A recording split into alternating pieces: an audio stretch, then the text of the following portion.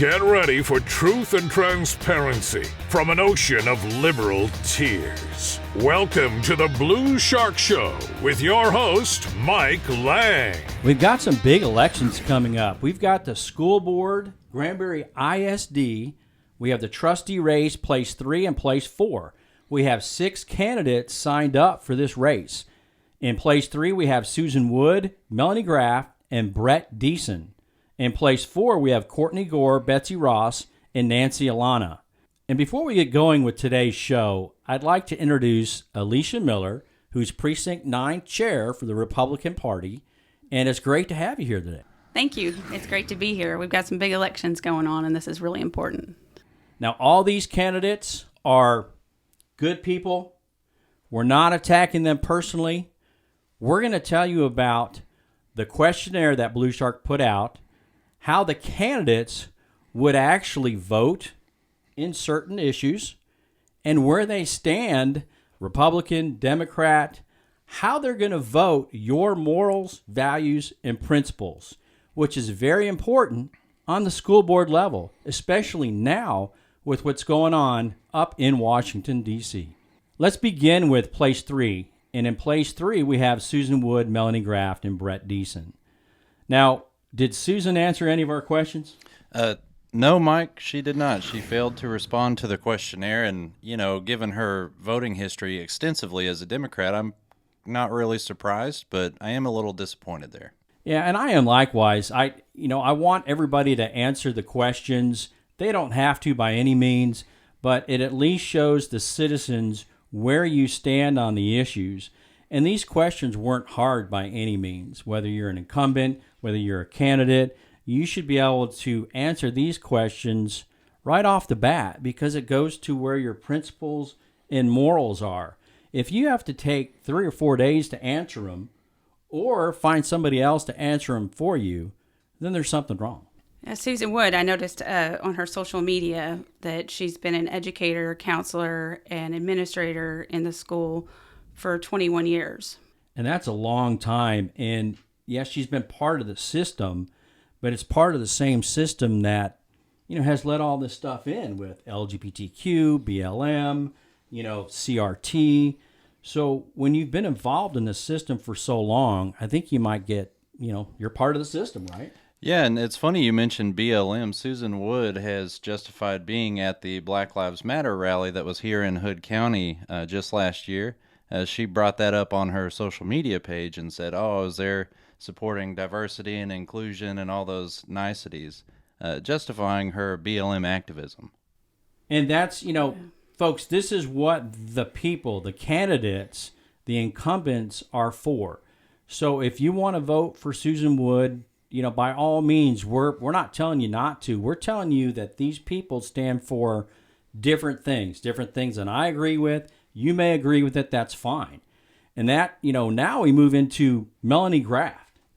And Melanie Graft, solid Republican, has been with the Republican Party for years and years and years. A block walker, a true conservative justice person. Yeah, absolutely. Melanie, she's had a lot of different positions within the Republican Party as a precinct chair, vice chair of elections, all sorts of committees and everything. And, looking at her campaign, I think she's done a pretty good job communicating that to the voters. And not only that, but what she's going to do for the schools, which, she did return the questions on the questionnaire. And I think her answers were pretty much in line with a lot of people in our community. Melanie's slogan is education, not indoctrination. And I think that's really important to all of us parents. I have a child at Granbury ISD, and also she has received the unanimous support of the Hood County Republican Executive Committee. And to do that, that's pretty solid Republican right there. And, to have the confidence of the committee like that, if you're a Republican, that should say a lot to you. And please go read the questions. We're not going to go through each one. They're on our social media page at the Blue Shark Show. And everybody did pretty good with the questions that actually did them. But you see by action or inaction who truly is a conservative Republican and who may think they are, but they've never done much in the community as a Republican for the Republicans. It's easy to claim to be a conservative Republican at the national level and even at the state level, because when it comes to things like border security, who's against building the wall around here? Maybe 18%, which is the Democrats. And it's a lot harder to be conservative and to be a Republican at the local level, because whenever you're opposing things like Marxism and opposing things like the indoctrination of our students and what we allow into the classroom sometimes, it gets a little more personal, because now you go to church with these people, you see them around the schools, and, you know, Melanie has taken bold stances for a lot of years, going back to that stuff at the library and how they had LGBT books in the children's section. You know, she stood up against that, and she's got a solid track record, I think. And yes, she does. And in the community, you know, most people know Melanie, and she is a very conservative person. Moving from Melanie now on to Brett Deason. Yes, and Brett Deason, I haven't heard a lot about him. There's not much on social media, not a lot of yard signs. So it's just, how hard is he really working? Right. And people have, you know, some people work, some people don't. Time is limited for a lot of people. And that's another thing, is how much time are you going to put in? Brett Deason did a good job answering the questions. He's got looks like a push card that he put out on social media. He's for academic excellence, fiscal responsible growth, community engagement. Those are all good buzzwords. Haven't really spoken to him much, so we'll have to see how Brett does. Seems like he'd be an okay guy, okay candidate. But if you're looking at the three, Susan Wood, Melanie Graft, or Brett Deason, the conservative person in that group's Melanie Graft by far. And like you said, Alicia, she's got the support of the Republican Party, Right. which is huge for the Republicans out there. And once again, thank you to all three, Susan, Melanie, and Brett, for answering the questions and putting yourself out there. Like to hear more from all the candidates. We did have forums that they attended. So go back and look at the Republican Club forum, the Chamber forum. Do your own research, call the candidates, talk to the candidates, and get informed. Moving on to place 4, we have Courtney Gore, Betsy Ross, and Nancy Alana. Let's start with Betsy Ross. And I noticed that when she answered the Blue Shark questions, and thank you very much for answering the questions, all three did, which is great. Betsy Ross answered the question, which was the 5th question, on where do you fall along political lines. And yes, this is a nonpartisan race. Technically. But we need to know, the citizens need to know where you do stand politically, because parties matter on how you spend money, what your social values are, and where you stand on all that. And I thought it was an interesting answer. Most people said that, you know, they're Republicans and they go with the Republican Party. But I'm going to read this answer to you because, you know, once again, I love the honesty, and I appreciate people that will answer the questions honestly on where they stand. So respect is due to Miss Ross. And here's the answer to her question about the affiliation. I am not affiliated with either party. I traditionally vote Republican candidates and conservative values. The last presidential election, I did not vote as I found neither candidate worthy of the position. So, you know, no Biden, which is good, and no Trump. So on the party lines, she stated she's usually Republican and conservative. So when you look at some of these questions, please go read all the questions that all the candidates did. And I give credit to once again to the candidates that answered them. And it's very respectful. And we'll get into some of these other races later where some candidates just didn't do that. Yeah. And, you know, while I appreciate Betsy's honesty, saying how she felt and, you know, not just saying what she thinks we all want to hear, I find it concerning that with what was at stake last November, she chose to sit that race out. You know, she did not vote for President Trump for whatever reason. And, you know, I appreciate her honesty, but it doesn't sit well with me. They were so totally two sides of the spectrum, Biden and Trump. So one was fought illegal immigration and all the big major things that we were up against, and one didn't. Either one, whichever way she fell, I think that was a very important race to vote in. And, you know, it could have been one of those deals where she just didn't like the personality so much that she looked past the policy and wasn't being pragmatic. And, you know, thinking about someone that wants to serve on the GISD school board that can't be pragmatic enough to go with what's right, you know, it's a little concerning. And let's move on to Courtney Gore. And once again, you guys know Courtney from being on the show here, and we know Courtney is very conservative. She's been involved in conservative ideas throughout the years. It's not just something that she decided to run and become conservative. So what do you think about Courtney? Oh, she was also endorsed unanimously by the Hood County Republican Executive Committee as well, and I think that she would do a great job. She was a teacher in the past, so she's familiar with the educational system. Right. She's very knowledgeable about what's going on in the system. She has 3 kids in the system right now in Granbury ISD, and she does her research on the national level, the state level, and the local level. We've seen it on the show. So she's very in tune on what's going on right now and what is going to happen in the future with some of these things coming down from the federal government. Yeah, you know, I'm really proud of her for running. It's great to see a conservative step up to run, especially against an incumbent like that. You know, it's there's a clear contrast between how Nancy Alana has voted on the school board for the last several years and how Courtney plans to do it. You know, Courtney, I think, is more of the, hey, we're going to do what's right regardless of what's popular. And, you know, Nancy, as we've seen in the past, you know, she's voted against the school marshal program. This was a couple years ago. And then last year, even after Governor Abbott voted to lift the mask mandate, she voted to keep it on the school kids there at GISD until right at the very end.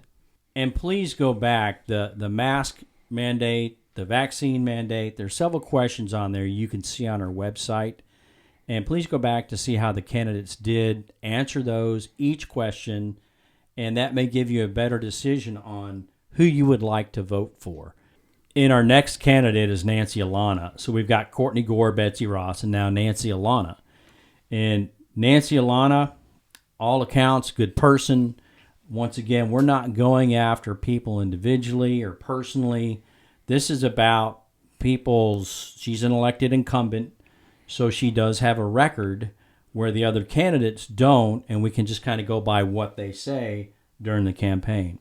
Now, Nancy's been a teacher for 18 years, 12 years as a principal, and we got this information from her website.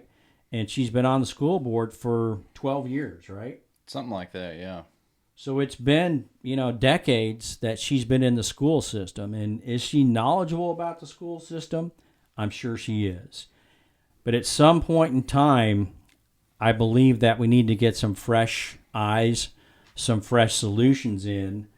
And you're not saying that Nancy's a bad person at all, but I think that once you've been involved for so long in the system and you haven't been the one to step out and step up on the school board on certain issues, that you become part of the system. And that's what I would like to see from whether you're city council, whether you're school board, no matter where you're at, commissioner's court is, you know, you can be an incumbent, but you got to be able to step up and step out and at least figure out what's good for the students and parents. You know, unfortunately, that's something that Nancy hadn't done a whole lot of, at least on, you know, social conservative issues. You know, she's been part of this kind of reactive culture where, you know, last year we had the counselor at Bacchus that sent out stuff about social and emotional learning, which is kind of an offshoot of CRT for the very young kids, like preschool through 3rd grade.